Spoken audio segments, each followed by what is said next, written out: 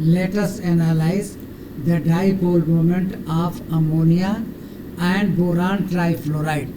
Out of these two compounds, which will have higher dipole moment?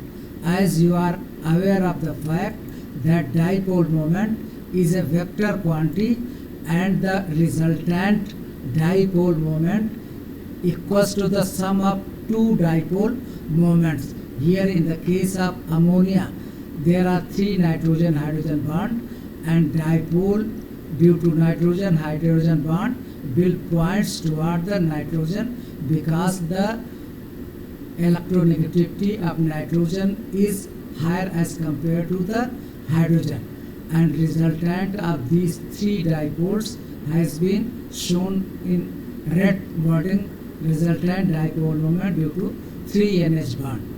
And beside these NH bond, the lone pair of electron on nitrogen atom will also have the dipole moment, and its direction is towards upward. These two dipole moments both are pointing upward.